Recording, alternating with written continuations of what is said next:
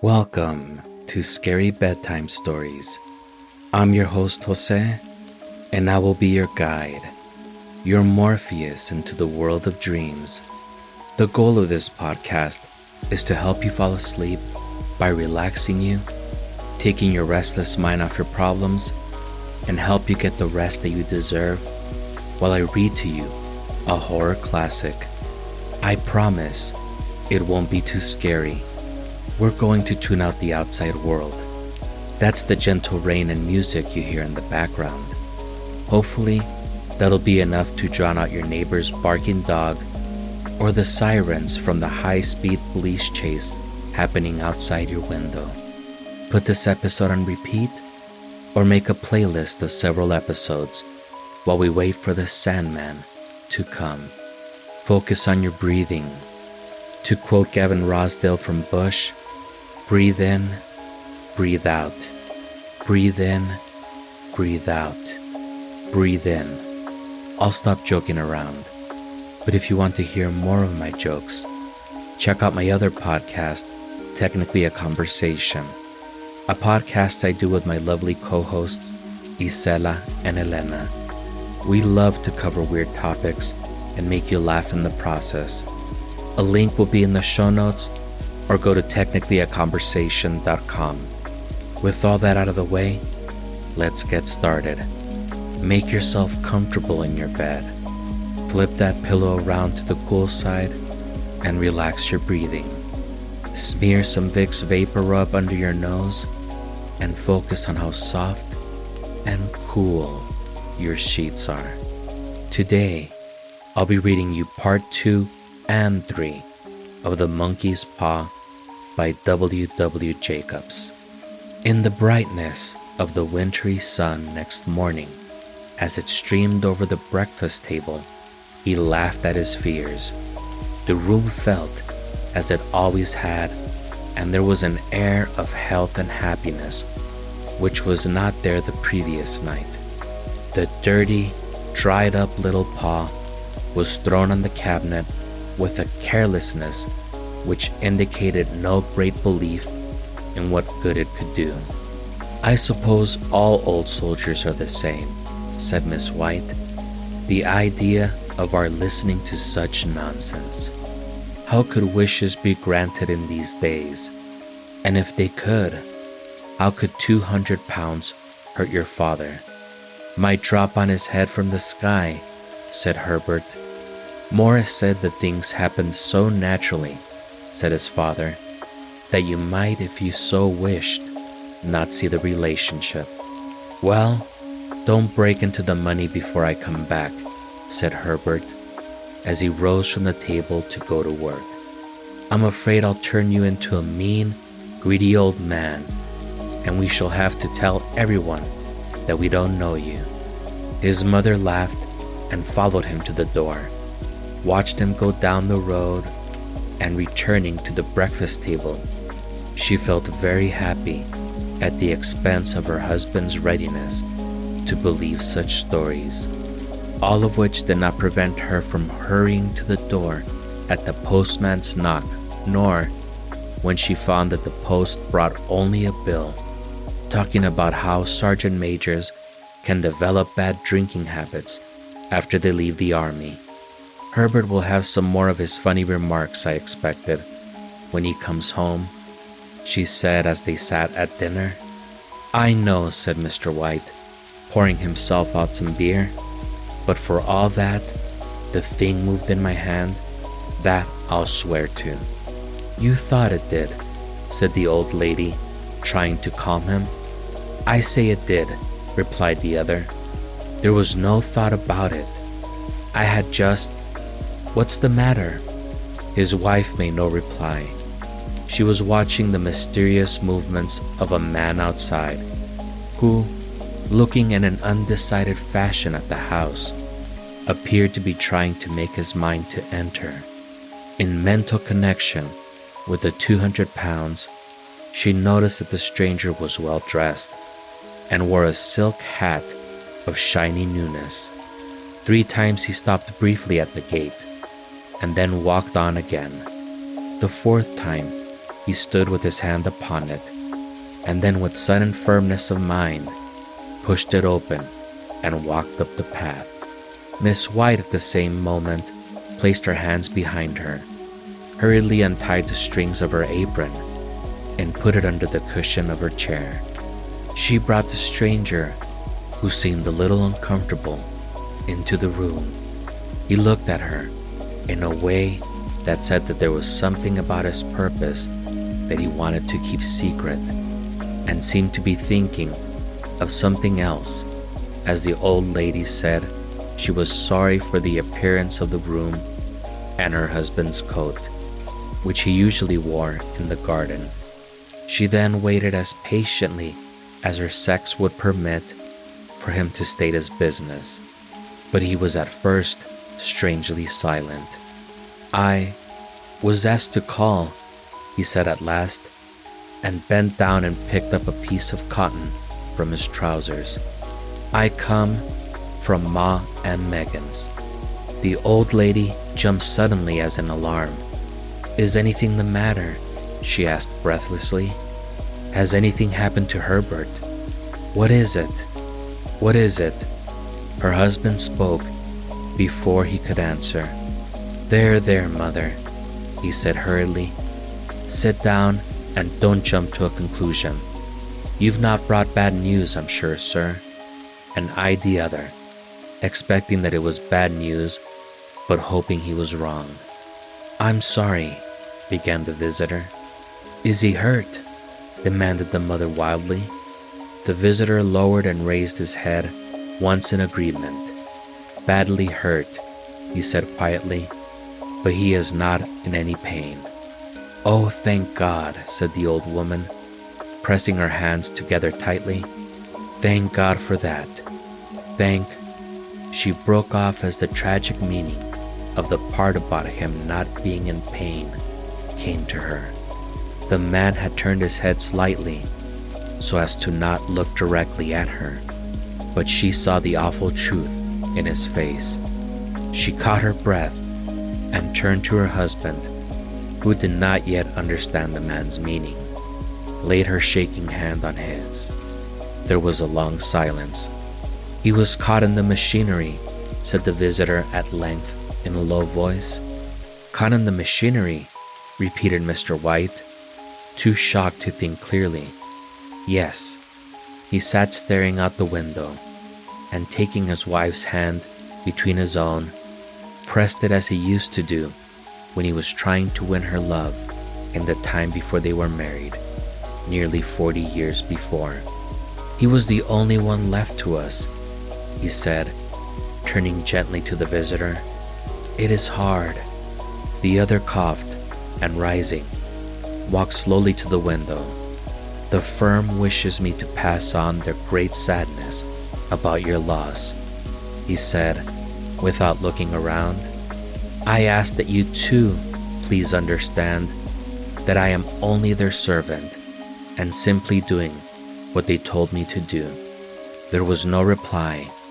The old man's face was white, her eyes staring, and her breath unheard. On the husband's face was a look such as his friend the sergeant major might have carried into his first battle. "I was to say that Ma and Megan's accept no responsibility," continued the other, "but although they don't believe that they have a legal requirement to make a payment to you for your loss, in view of your son's services, they wish to present you with a certain sum." Mr. White dropped his wife's hand and, raising to his feet, stared with a look of horror at his visitor. His dry lips shaped the words, "How much?" £200 was the answer. Without hearing his wife scream, the old man smiled weakly, put out his hands like a blind man, and fell, a senseless mass, to the floor. Part 3. In the huge new cemetery, some 2 miles away, the old people buried their dead and came back to the house, which was now full of shadows and silence. It was all over so quickly that at first they could hardly realize it, and remained in a state of waiting for something else to happen. Something else which was too light this load, too heavy for old hearts to bear. But the days passed, and they realized they had to accept the situation, the hopeless acceptance of the old. Sometimes they hardly said a word to each other, for now they had nothing to talk about, and their days were long to tiredness. It was a week after the old man, waking suddenly in the night, stretched out his hand and found himself alone. The room was in darkness, and he could hear the sound of his wife crying quietly at the window. He raised himself in bed and listened. "Come back," he said tenderly. "You will be cold." "It is colder for my son," said the old woman, who began crying again. The sounds of crying died away in his ears. The bed was warm, and his eyes heavy with sleep. He slept lightly at first, and then was fully asleep until a sudden wild cry from his wife woke him with a start. "The paw!" she cried wildly. "The monkey's paw!" He started up in alarm. Where is it? What's the matter?" She almost fell as she came hurried across the room toward him. "I want it," she said quietly. "You've not destroyed it?" "It's in the living room, on the shelf above the fireplace," he replied. "Why?" She cried and laughed together, and bending over, kissed his cheek. "I only just thought of it," she said. "Why didn't I think of it before? Why didn't you think of it?" "Think of what?" he questioned. "The other two wishes," she replied quickly. "We've only had one." "Was not that enough?" he demanded angrily. "No," she cried excitedly. "We'll have one more. Go down and get it quickly and wish our boy alive again." The man sat up in bed and threw the blankets from his shaking legs. "Good God, you are mad," he cried, struck with horror. "Get it," she said, breathing quickly. "Get it quickly and wish. Oh, my boy, my boy." Her husband struck a match and lit the candle. "Go back to bed," he said, his voice shaking. "You don't know what you are saying." "We had the first wish granted," said the old woman, desperately. "Why not the second?" "A coincidence?" said the old man. "Go get it and wish," cried his wife, shaking with excitement. The old man turned and looked at her, and his voice shook. "He has been dead 10 days, and besides I would not tell you before, but I could only recognize him by his clothing. If he was too terrible for you to see then, how now?" "Bring him back," cried the old woman, and pulled him toward the door. "Do you think I fear the child I have nursed?" He went down into the darkness and felt his way to the living room, and then to the fireplace.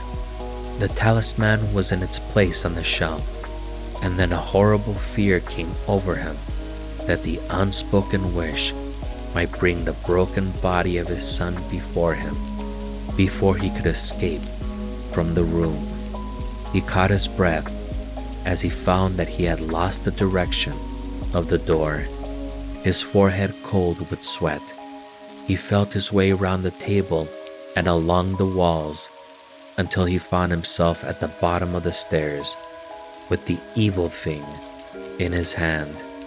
Even his wife's face seemed changed as he entered the room.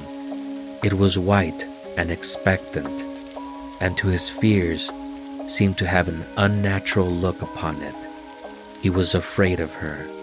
"Wish," she cried in a strong voice. "It is foolish and wicked," he said weakly.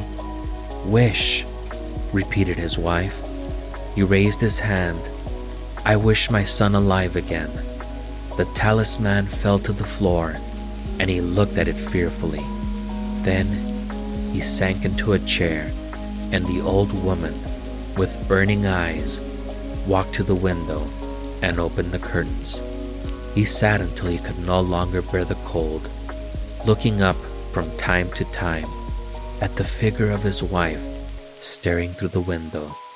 The candle, which had almost burned to the bottom, was throwing moving shadows around the room. When the candle finally went out, the old man, with an unspeakable sense of relief at the failure of the talisman, went slowly back to his bed. And a minute afterward, the old woman came silently and lay without movement beside him. Neither spoke, but lay silently, listening to the ticking of the clock. They heard nothing else other than the normal night sounds. The darkness was depressing, and after lying for some time, building up his courage, the husband took the box of matches and, lighting one, went downstairs for another candle. At the foot of the stairs, the match went out, and he stopped to light another, and at the same moment, a knock sounded on the front door. It was so quiet that it could only be heard downstairs, as if the one knocking wanting to keep their coming a secret. The matches fell from his hand. He stood motionless, not even breathing, until the knock was repeated. Then he turned and ran quickly back to his room and closed the door behind him. A third knock sounded through the house. "What's that?" cried the old woman, sitting up quickly. "A rat," said the old man shakily. "A rat. It passed me on the stairs." His wife sat up in bed, listening. A loud knock echoed through the house. "It's Herbert," she screamed. "It's Herbert." She ran to the door, but her husband was there before her, and catching her by the arm, held her tightly. "What are you going to do?" he asked in a low, scared voice. "It's my boy. It's Herbert," she cried, struggling automatically. "I forgot it was 2 miles away. What are you holding me for? Let go. I must open the door. For God's sake, don't let it in," cried the old man, shaking with fear. "You're afraid of our own son," she cried, struggling. "Let me go. I'm coming, Herbert. I'm coming." There was another knock, and another. The old woman, with a sudden pull, broke free and ran from the room. Her husband followed to the top of the stairs and called after her as she hurried down. He heard the chain pulled back and the bottom lock open. Then the old woman's voice, desperate and breathing heavily. "The top lock," she cried loudly. "Come down. I can't reach it." But her husband was on his hands and knees, feeling around wildly on the floor in search of the paw. If only he could find it before the thing outside got in. The knocks came very quickly now, echoing throughout the house, and he heard the noise of his wife moving a chair and putting it down against the door. He heard the movement of the lock as she began to open it, and at the same moment he found the monkey's paw and frantically breathed his third and last wish. The knocking stopped suddenly, although the echoes of it were still in the house. He heard the chair pulled back and the door opened. A cold wind blew up the staircase, and a long, loud cry of disappointment and pain from his wife gave him the courage to run down to her side and then to the gate. The street light opposite shone on a quiet and deserted road. This concludes The Monkey's Paw by W.W. Jacob. Stay tuned for the next episode, where we'll start a new story. If you enjoyed the podcast and it helped you sleep, don't forget to subscribe, tell a friend, and leave me a review. You can also follow me on the socials at Scary Bedtime and listen to my other podcast at technicallyaconversation.com. All the links will be in the show notes. Have a good night.